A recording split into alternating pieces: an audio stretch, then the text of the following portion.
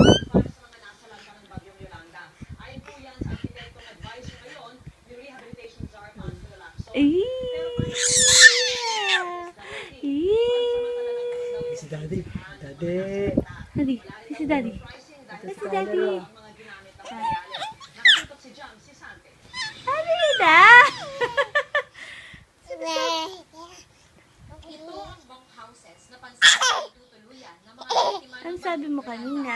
May sinasabi ka, di ba? Palafox. Di ba? Hihingin mo nga.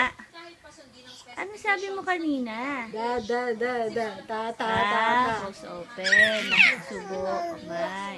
Ay, ba yan? sa ginagawang bunkhouses ng DPWH. Ano yung sinasabi mo?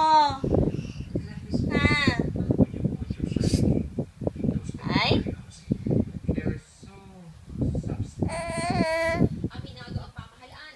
Maliit ang units ng bunkhouses. Tyler. Pero pansamantala lang naman daw ito dahil inaasikaso Hmm. nila ang permanenteng Tyler. pagkakatan ng mga nasalanta. Tyler!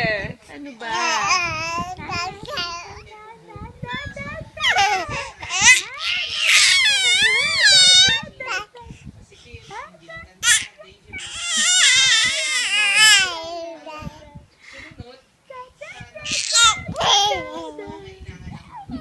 Oo. Ganito kalaki ang isang kwarto, 8.64 square meters. Sa gobyerno, may ilang pamilya,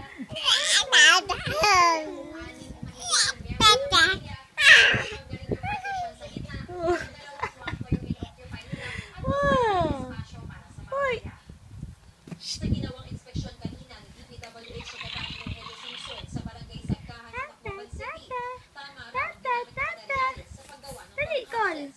Contact Dahil fish. sa itasong GI sheets na masyadong manipis at hindi pasok sa Ay. specifications ng DPWH. Col. Kaya hindi raw ito maaaring gamitin. Pagka yan in-install niya, matatanggal namin yan. Ay? Ano ba yan? Ano ba yan? Pag may ano, ayaw nang magsalita. Dali na. Sunod ang conductors. Ano sabi mo? Ha?